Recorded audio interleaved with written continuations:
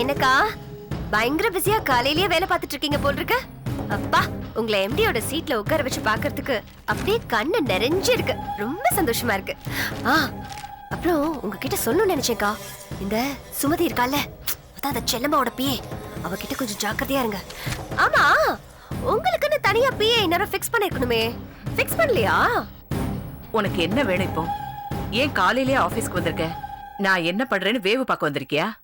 ஐயோ, எனக்கா ஏன் மேல கோவப்படுறீங்க? சரியா போச்சு போங்க. என்னாலதான் நீங்க இந்த சீட்லயே உட்கார்ந்துருக்கீங்க, அத மறந்துட்டு என் மேல கோவப்படுறீங்க. அப்படியா? நீயே வந்து உட்கார்ந்துக்கோ, நான் வீட்டுக்கு போறேன். ஐயோ இல்ல இல்லக்கா, நீங்க உட்காருங்க. போச்சு போங்க.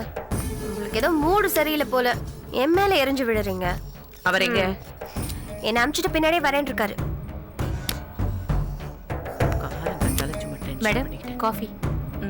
குடு. ஏமா பிஏ, எங்களெல்லாம் உனக்கு கண்ணு தெரியாதா? 2 காஃபியை கொண்டு வரலாம்ல? இப்ப கொண்டு வரேன் மேடம். இல்ல வேண்டாம். என்னதாலும் நீங்க மேடமோட பிஏ, எங்களுக்குலாம் வேலை செய்ய போய் அவங்க கோச்சுக்கு போறாங்க. நீ போமா, உன் வேலையை பாரு. போ. Good morning. நான் ஏதாவது உங்களுக்கு ஹெல்ப் பண்ணட்டுமா? என்ன 2 பேரும் இங்க என்ன பண்ணிட்டு இருக்கீங்க? என்னாச்சு? அங்க செல்லம்மா என்ன பண்ணிட்டு இருக்கா தெரியுமா?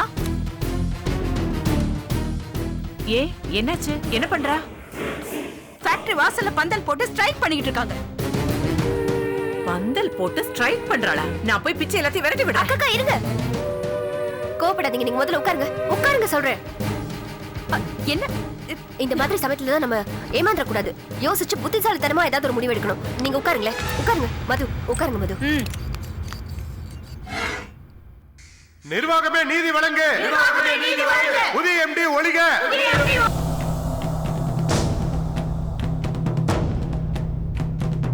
செல்லம்மா வாழ்க. புதிய எம்டி ஒழிக.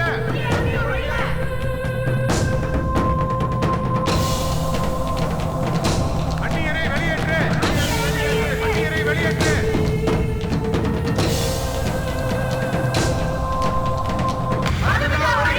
நீதி வழங்கு.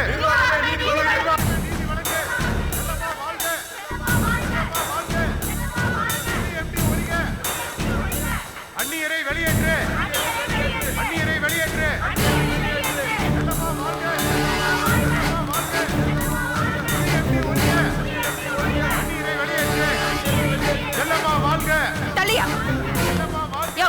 என்னைய வேடிக்கை பார்த்து நின்னுட்டு இருக்க?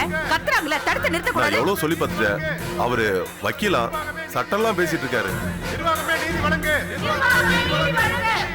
அதோ அந்த வாசு என்ன அடிச்சா மேடம். என்னது அடிச்சிட்டானா? போங்க, அங்க போய் நில்லுங்க போங்க. ஸ்னேகா, எவ்வளவு திமிரு பத்தி அவனுக்கு. அந்நியரை வெளியேற்று. செல்லம்மா விட்டு நாயில அதான் கத்தியே விசுவாசத்தை காட்டுது.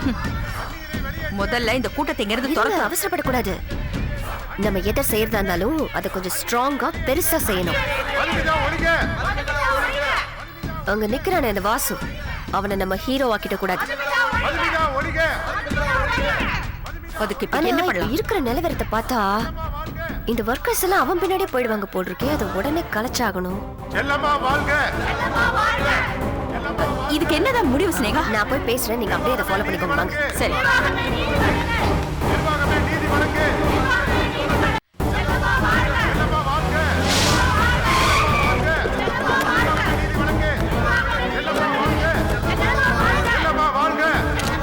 என்ன ஸ்னேகா, பத்திரிக்கைக்காரங்க வந்துட்டு இருக்காங்க.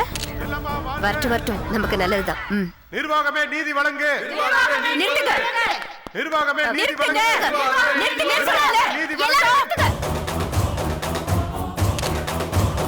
செல்லம்மா, என்ன நினைச்சிட்டு இருக்கீங்க? எங்க நாங்க அப்படி இருக்க உங்களுக்கு துரோகம் பண்ணிட்டோம்? பந்தல்ல போட்டு இப்படி வர்க்கர்ஸ்லாம் கூட்டிட்டு வந்து வச்சு இப்படி எங்க பஸ்ஸே ஸ்பாயில் பண்றீங்க.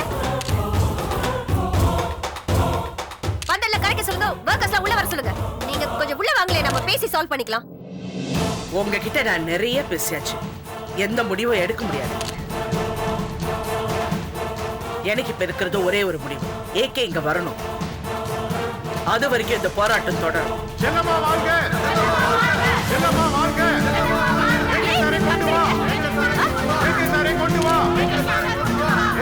கொண்டு வா. செல்லம்மா வாழ்க. வேலைக்கே வரமாட்டாரு. அவருக்கு உடம்பு சரியில்லை. ஆமா. அப்படின்னா இந்த உண்ணாவிரதம் தொடர்ந்து நடக்கும். அப்படின்னா உங்ககிட்ட நான் பேச தயாரா இல்ல. தொழிலாளிங்க கிட்ட நான் பேசிக்கிறேன். என்ன பேச போறீங்க? என்னங்க பேச போறீங்க? செல்லமா மேடத்தை எக்காரணத்துக்கு கொண்டு நாங்க விட்டு கொடுக்க மாட்டோம். இந்த கம்பெனி வளர்த்தது அவங்க. எங்களை எல்லாம் அண்ணன் தம்பி மாதிரி பாத்துட்டு இருக்காங்க.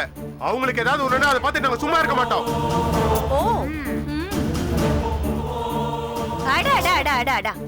முதலாளி அம்மா கிட்டயே மனோகர அவசனமா? உங்க எல்லாருக்கும் ஒண்ணு சொல்றேன். இதோ இங்க மைக்கு முன்னாடி நின்னு கத்தி கூச்சல் போட்டுட்டு இருக்காரே இந்த வாசு.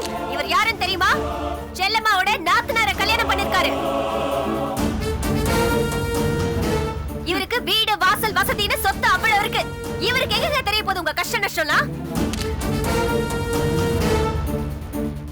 ஆனா இப்ப புதுசா வந்திருக்காங்களே முத்தழகி, அவங்க ஒண்ணு எம்டி பதவியை ஏத்திக்கிட்டு ஜாலியா ஹாயா ஏசி ரூம்ல உட்கார்ந்து இருக்கல. உங்க எல்லார் மேலயும் உங்களுக்கு அக்கறை இருக்கு. இப்ப கூட உங்களுக்காக புதுசா ஒரு ஆர்டர் போட்டிருக்காங்க. அது என்னன்னு தெரியுமா? உங்க எல்லாருக்குமே ஒரு மாச சம்பளத்தை போனஸா கொடுக்கறதா இருக்காங்க.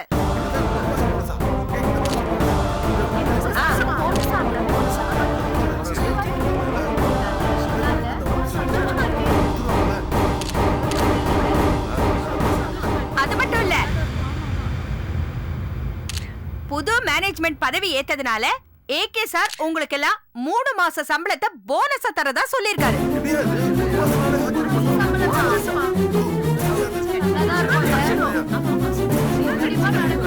மொத்தம் 4 மாச போனஸ். 4 மாச போனஸ் உங்களுக்கு.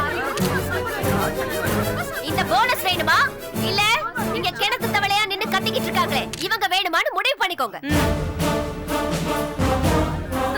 உழைப்ப பாருங்க. போங்க உள்ள போய் வேலை பார்க்குற வழியை பாருங்க. போங்க. இத பாருங்க, அப்படியே நீங்க வேலைக்கு போகல எல்லாரும் டிஸ்மிஸ் தான்.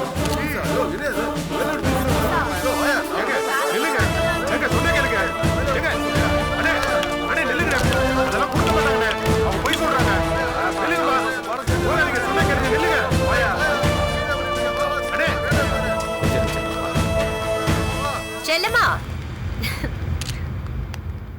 சாரி, உங்களால எங்களை ஜெயிக்கவே முடியாது. பொய்யான வாக்குறுதியை கொடுத்து வர்க்கர்ஸ் வேணா நீங்க ஏமாத்தலாம். ஆனா என்ன நீங்க ஜெயிக்கவே முடியாது. இருப்பேன், நான் இங்க தான் இருப்பேன். ஏகே வர வரைக்கும் நான் இங்க உண்ணாவிரதம் இருப்பேன். செல்லம்மா, ஏன் வீணா இவங்க கிட்ட எல்லாம் பேசிட்டு இருக்கீங்க? நமக்கு தான் வாசு இருக்காருல்ல, அவர் பார்த்துப்பார். நீங்க கவலைப்படாதீங்க. இந்த தொழிலாளிகள் எல்லாம் ஒண்ணு சேர்க்க வேண்டியது என்னுடைய பொறுப்பு. அப்படியா? ஆமா. தாராளமா பண்ணுங்க. போல செக்யூரிட்டி மேடம், அங்க நிக்கிறாரே அந்த ஆளை உள்ள விடவே கூடாது. புரியுதா? Okay madam. மீறி அவனை நீ உள்ள விட்ட அப்புறம் நீ வேலையில இருக்க மாட்ட. Yes madam. ஜாக்கிரதை. Excuse me madam. இல்ல நீங்க கொஞ்சம் இருங்க, நான் அப்புறமா ஓகே. பேசுறேன். வாசு வா. நீங்க இருங்க. வாசு சார், ஒரே ஒரு கொஞ்சம் இருங்க. கேள்வி. ஒரு 5 மினிட்ஸ் கொடுங்க, நானே வந்து பேசுறேன். Okay please.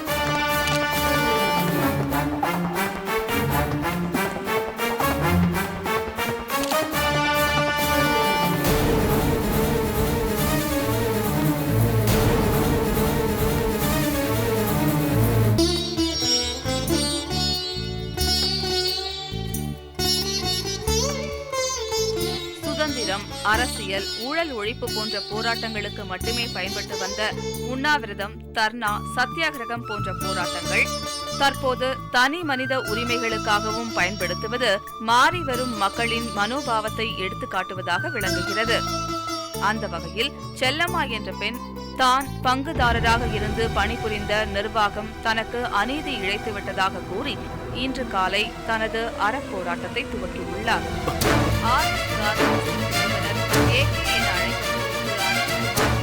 சித்தப்பா, சித்தப்பா, என்னடா கொஞ்சம் சீக்கிரமா வாங்க. வரையறதா? சீக்கிரம் எங்க வர்றது? நான் நடக்கிறதுக்கே 4 நாள் ஆகும். ஒரு பக்கம் உன் பொண்ணு கூப்பாடு போடுறா, மறுபக்கம் நீயே கத்துற. உங்க 2 பேரும் கவனிக்க வேண்டிய மகராசி எங்க போனாலும் எங்கேயும் போகல, டிவியை பாருங்க. என்னடா டிவியில தனது உரிமையை விட்டுக் கொடுக்க தயாராக இல்லாத செல்லம்மா என்ற அந்த உழைப்பால் உயர்ந்த பெண்மணி இன்று காலை தனது கம்பெனி வளாகத்திற்கு எதிரே ஓர் பந்தல் அமைத்து தனது சத்தியாகிரக போராட்டத்தை இன்று துவக்கியுள்ளார். ஆரம்பத்தில் ஒற்றை மனுஷியாய் தனித்து நின்ற செல்லம்மா இவளுக்கு ஏன்டா இந்த வேண்டாத வேலை? தற்போது நம்ம வீட்டு பொம்பளை இப்படி அடிதலுக்கெல்லாம் போறது ரொம்ப கொடுமையா இல்ல? எவ்வளவு நெஞ்செழுத்தா இருந்தா இத பத்தி ஒரு வார்த்தை கூட மூச்சு விடாம அங்க போய் கூத்தடிப்பா. இதுக்கெல்லாம் காரணம் அந்த குடிகார கோணங்கி வக்கீல் தானே? ஓ, இதெல்லாம் அவன் ராத்திரி போன்ல அவன்கிட்ட பேசிட்டு இருந்தாளா? நீ 1000 சொல்லு, ஸ்ட்ரைக்கு போராட்டம் பண்ண நினைச்சவோ புருஷங்கிற முறையில் உங்ககிட்ட ஒரு வார்த்தை சொல்லியிருக்க வேணா? சொல்லாதது தப்பு. ஆமா, உன்னை என்ன கை கால் விளங்காத ஜடம் நினைச்சாளா? சித்தப்பா, ஐயோ, நான் உன்னை வேதனைப்படுத்தணுங்கிறதுக்காக சொல்லப்பா. உன்னை மதிக்காம அவளா ஒரு முடிவு எடுத்துட்டாளுங்கிற ஆதங்கத்துல தான் சொன்னேன். சரி சரி, முதல்ல அவளுக்கு ஒரு போனை போட்டு உனக்கு குடும்ப கௌரவம் முக்கியமா இல்ல கம்பெனி காசு பணம் முக்கியமான்னு கேளு. கேள்வி கேட்கிற நேரமா அது? உடனே வீடு வந்து சேர சொல்லுங்க. போனை போடுங்க. ஆமா, போனை போட்ட உடனே அப்படியே அலறடிச்சு ஓடியாந்துருவா. போடா, நீயும் போனோம். இந்த நீயே போடு. ஓய் குட்டிமா, என்ன பண்ற?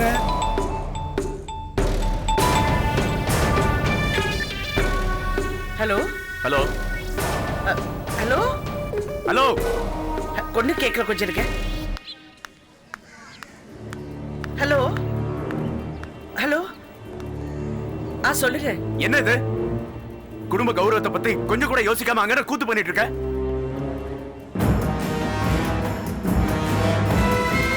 கொஞ்சம் சத்தமா பேசுங்க, நீங்க பேசுறது எனக்கு கேட்கல.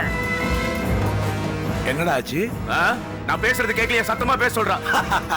செல்லமாவ கொக்கா? போடா.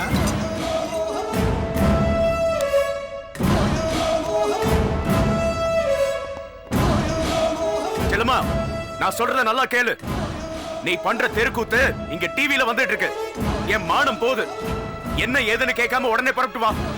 என்னங்க திடுதிப்புனா என்ன வீட்டுக்கு வான்னு சொன்னா நான் எப்படிங்க வருது?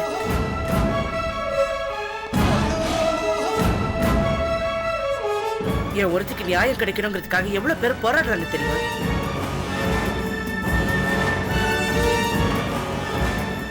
அவங்களெல்லாம் ஏமாத்திட்டு நான் எப்படிங்க வர முடியும்? உனக்கு என்ன நியாயம் வேணும்? உன் பங்கு பணம் மட்டும் தானே? அதுக்காக தானே நம்ம குடும்ப கௌரவத்தை இப்படி ஏலம் போடுற? உனக்கு எவ்வளவு பணம் வேணுமோ அதை நான் தரேன்.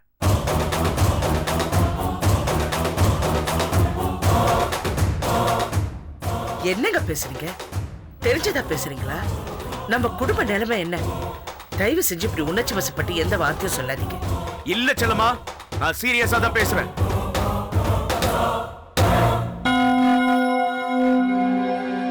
நீ பணத்துக்காக தான் அந்த அவினாஷ் பேச்சை கேட்டு இப்பெல்லாம் பண்றனா? அதுக்கு அவசியமே இல்ல. நான் உனக்கு பணம் தரேன். இத பாரு, இதுக்கு மேல இத பத்தி நீயே முடிவு எடுத்துக்க. ஹலோ, என்னங்க? ஹலோ செல்லம்மா, பிரச்சனை வேற மாதிரி போயிட்டு இருக்கு. 2 குரூப்பா பிரிஞ்சிருக்காங்க. அவங்க 2 பேருக்குள்ள சண்டை வர்றதுக்கு முன்னாடி நம்ம ஏதாவது பண்ணணும், இல்லைன்னா பிளான் கெட்டு போயிடும். நீங்க வந்து கொஞ்சம் பேசுங்களேன்.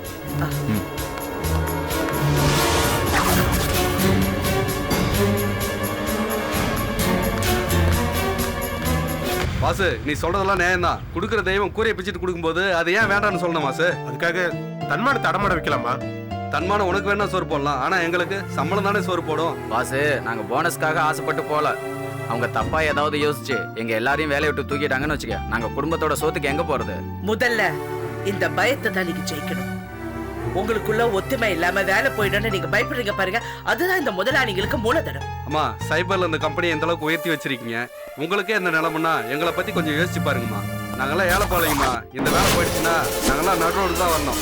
அப்புறம் இந்த வேலையும் போயிடுச்சுன்னா எங்க அப்பா அம்மா பொண்டாட்டி பிள்ளைங்க எல்லாமே. இந்த போராட்டமே உங்களுக்காக தர்மம் ஜெயிக்கணுங்கிறதுக்காக தான் இந்த போராட்டம். ஜெயிச்சா தான் சத்தியம் மேல நம்பிக்கை எல்லாருக்கும். என்னங்கம்மா சொல்றீங்க? எங்களுக்காக தான் போராடுறீங்களா? ஆமா, இந்த கம்பெனியை விட்டு என்ன விரட்டினா என்ன, என் ஷேர் படம் அது எப்ப வேணாலும் வரும். இன்னைக்கு இல்லைன்னா நாளைக்கு என் கைக்கு வரப்போகுது.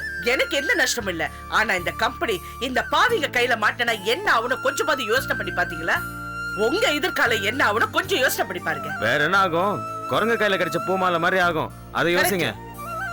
அப்படி ஒரு நிலைமை வரக்கூடாதுங்கிறதுக்காக தான் உடம்பு சரியில்லாத என் புருஷனையும் பாலை கூட மறக்காத என் கை குழந்தை வீட்டுல விட்டுட்டு வந்திருக்கேன். ஒண்ணு மட்டும் தெரிஞ்சுக்கங்க, நம்ம தப்பு பண்ணலன்னு நம்ம மனசாட்சி சொல்லிச்சுன்னா அடுத்த நிமிஷமே நம்ம உரிமைக்காக நம்ம போராடணும். நான் எந்த தப்பும் பண்ணல, அது என் மனசாட்சிக்கு நல்லா தெரியும். அது உங்களுக்கும் தெரிஞ்சதுன்னா நீங்க போய் ஒர்க்கர்ஸ கூட்டிட்டு வந்து என் கூட நின்னு போராடுங்க. அதுக்கப்புறம் உங்க இஷ்டம். மேடம் சொல்றது கரெக்ட் தான். அவங்க சொல்றது சரியா தான் இருக்கு. வாங்க, நம்ம ஆளுங்களை போய் கூட்டு வருவோம். வாங்க வாங்க.